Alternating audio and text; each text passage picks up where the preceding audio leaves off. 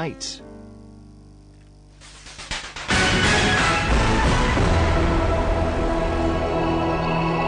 And it's time for Eye on the World with Selwyn Manning at scoop.co.nz. Hello, Selwyn. Yeah, hi, Glenn. Well, much has been talked, of course, over the past week about the killing of Osama bin Laden, and much of it has been celebratory, of course. But let's take a closer look at the analysis of how it went down and the fallout as well, Selwyn. Yeah, I mean, what we know, from what's come out of the White House mainly is that it's been carefully planned, obviously. It's stealth-like, there's new machinery that's been used here, the new kind of stealth kind of mechanisms in the choppers that went in.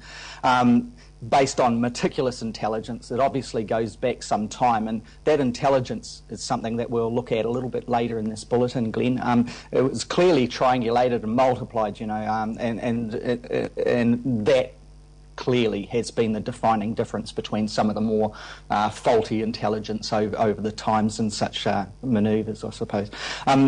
As we know too, a courier became an unknowing mole that led US Special Forces to where bin Laden was hiding out.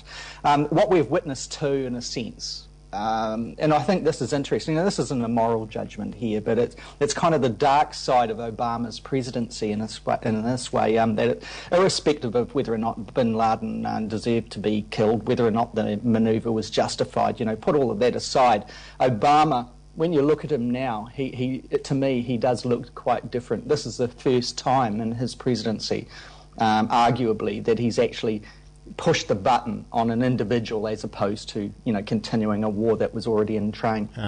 And there's a clip here from the 60 Minutes interview with Obama that I thought we'd lead in on, if you've got it there, Glenn. Yep. When they landed, we had very strong confirmation at that point that it was him. Photographs had been taken. Facial analysis indicated that, in fact, it was him. We hadn't yet done DNA testing, but at that point we were 95% sure. Yeah. You look there, and for those who could see it, they probably would agree with me, but for those who are listening, that Obama's eyes, they look significantly tired. And I'm not trying to make a, kind of some sort of strange kind of picture here, but there is a difference here. But there's also a defining difference, I think, between Obama and his predecessor, George W. Bush. And it comes down to some of the moral judgments that he's making in the wake of bin Laden's death. Like, for example, the photographs issue that is developed.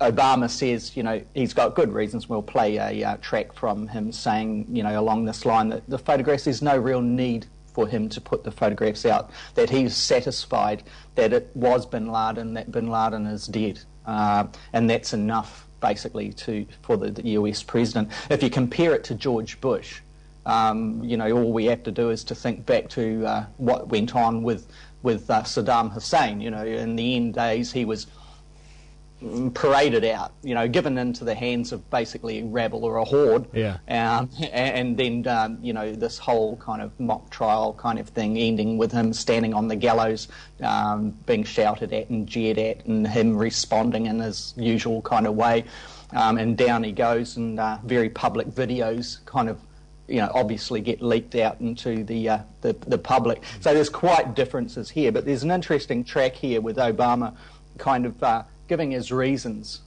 for this, Glenn. Keep in mind that we are absolutely certain this was him. We've done DNA sampling and testing, and so there is no doubt that we killed Osama bin Laden.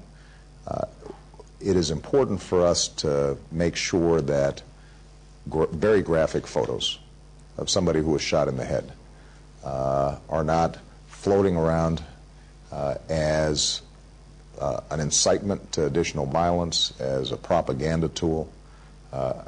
Basically, trust me, he says, really, doesn't he? He is saying, trust me. The other message that you get in the context of the, the statements around it that he's made is that beyond that, he's saying it doesn't really affect him as the President of the United States, whether or not there are skeptics out there He is kind of making a point that what is important to his administration is that they know. There's a strange thing, and certainly it would have fueled and does fuel a lot of the conspiracy theories out there that bin Laden, been basically buried at sea immediately within 24 hours of his death, once and for all, allows some to kind of continue to believe he's either alive, or for others on the other side of the argument saying, well, he died years ago. Once again, Obama. Yeah. He states, well, that doesn't really matter because the man is gone. Politically, I think if we just jump into this politically, what we've seen clearly in the United States too, Glenn, is that his popularity has soared, and there's this awful grotesque kind of situation in some ways where this mass celebration of the United States individuals cheering, USA, USA, USA, that they've got their man, as if it's some sort of sports event. But beyond that, geopolitically, clearly the United States now has a lever that it can use against Pakistan to actually lever its way in more, or to force Pakistan into a situation where it coughs up more of these people that the US is after. And there's a clip here from al-Zawahiri, is second in charge of Al-Qaeda, and now one would imagine is number one in Al-Qaeda. This is some time ago, this video. This is immediately after al-Zarqawi was killed by the United States in Iraq.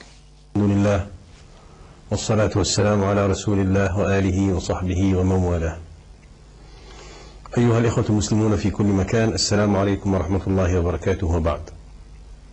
And what's going on? What's going on there, Glenn? Sorry about that. Is basically the second in command kind of doing a lot of the stuff that bin Laden once did. So throughout those years where people were wondering, these audio tapes that were coming out from supposedly of bin Laden, were they real or were they bogus? This guy was actually doing a lot of the videos, and it's an interesting kind of thing here that the United States has gone quite quiet on this geezer. They're kind of standing back somewhat. And just talking in general about Al-Qaeda and taking the head out. But we know Al-Qaeda, yep, it had a central kind of thing. But we also know that the Islamic Army in Iraq and others that are affiliated to Al-Qaeda, they worked in isolation. They didn't actually necessarily have an organisational management structure. That the cell structure itself has been designed for ages, years and years and years, obviously, to ensure that if some significant individuals are taken out, that the actual, the work of Al-Qaeda would continue on. There's a strange thing too, and I remember being in Nigeria some time ago, reporting on an event that was up there, and it was in the city of Abuja, which is the capital. And went wandering into one of the markets that go deep, deep, deep. It's like a labyrinth. People live in there where their stalls are. It's like a town, if you like a shanty thing that goes a long way in it. It's a, hot, steamy kind of place. And in the middle there was a guy that kind of repaired shoes, put little caps on shoes and repaired watches, an old man with a long beard. And then on his toolbox he had a picture of Osama bin Laden. I couldn't help but think in that place at that time, people need someone to actually look at as a leader in such places sometimes. And I'm not kind of making, obviously, a pitch to say that the guy had his merits. I'm just saying that you're not doing a Hone Harawira. Not doing a Hone Harawira on this, but I'm just saying, that there would be significant impact at ground level, not just at, the top level as well. Right. Interesting stuff. Well, for more analysis on this, of course, you can head to scoop.co.nz. I know that Sal and you've been writing a little bit on it as well. And check out this video once more if you want to see it in moving pictures up at scoop.co.nz. Selwyn, thanks very much. We'll talk to you next week for Eye in the Sky. Eye in the Sky. Okay, good. Eye in the World. Eye in the Sky. I don't think that's... Oh, no, well, we'll get a bit flashy with the technology soon, Glenn, maybe, eh? Yeah. See ya.